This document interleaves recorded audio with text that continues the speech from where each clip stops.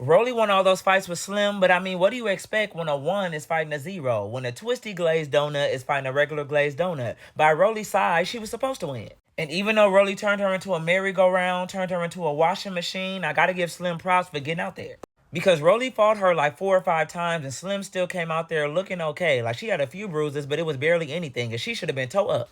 But if Natalie and Rolly are telling the truth, then Slim is wrong for talking about Rolly's son first. You took the first low blow. Even though I don't condone her talking about your dead father either. I don't like neither. But if I was Slim, I would have to get Natalie and Biggie at the reunion because they was doing way too much. It's obvious that Natalie only brought Slim back so Rolly could get her and so Rolly could get her for what she did to Natalie at the reunion. But my thing with Natalie is she want everybody else to stand on business, but this was your time to stand on business. The girl who jumped you is right in your face. Turn into an envelope and get your lick back. You got somebody else doing your dirty work. Boo, tomato, tomato, boo, ornament, ornament. You need to be mad at yourself for slipping on your own jacket, clumsy. I hope you took that jacket to Goodwill after the reunion because it was not your friend that night. It was preying on your downfall. Literally, down you fell. And when it comes to Biggie, I respect Slim more than you because at least she run her mouth, but she run her phase. You run your mouth and play charades, playing games, making excuses, all the above. Like Biggie, Slim is fighting Rolly like she's your size, like it's Freaky Friday and y'all switch bodies, so you can't say nothing. Don't say nothing, please. But Rolly stood on business for her son. I just don't know why they kept letting them fight because the fight kept going the same way every time. It was like I was watching a replay. Slim said she felt like she was fighting a security guard and I was in tears. And then Rolly said she been in the gym. Okay. Jim or Slim Jim. Okay. But Slim was crying to Jayla, talking about she loved Rolly and that's her big sister and she look up to her and she hate that this is happening. And Rolly was like, I hate you, Michael Jackson. But I don't know if it was the blonde hair or what, but Slim was really giving Michael Jackson. It was giving, hee hee, chum on. Definitely giving me white chicks, I'm not gonna lie. But Natalie was killing me talking about it's up to Rolly if Slim get to stay or not. And also, you see Slim changed her whole attitude up. Because outside them auditions, you was talking big mess about Natalie. But I mean, fake it till you make it. Everybody else do.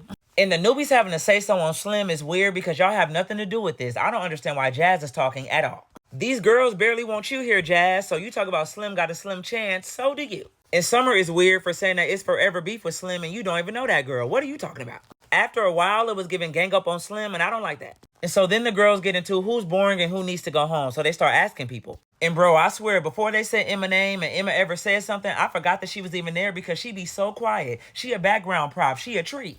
And what's crazy is Emma brought all this attention on herself by calling Scotty boring and said she needs to be replaced and you're her boring sister. Ring bore. If you wanted to replace Scotty, you should have did it the smart way. Go sleep with Lemon Pepper and become one of his little chicken wings. But one thing about Summer, she gonna always remind Emma, Pretty Pete, and Jazz that they are boring and they need to go home.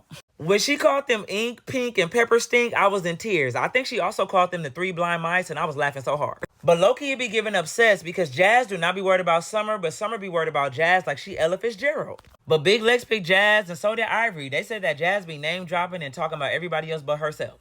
And I'm gonna be honest, Jazz don't really do nothing for me on this show. She's a pretty girl, but that's about it. But you know who grown on me and I'm starting to like them? Pretty P. One thing about Pretty P is that she stand on business. First of all, I love this look on her. She don't look as old. She said in her confessional, are you hurt again? And I don't blame her because every time it's my turn to fight you, you're hurt. And Pretty P better than me because Diamond has snuck her twice. Her and that airplane pillow would have been taking flight with me right there. Because Diamond don't ever give Pretty P no grace or no warning when she running up on her when she fighting Tinker. So she don't get no grace from Pretty P.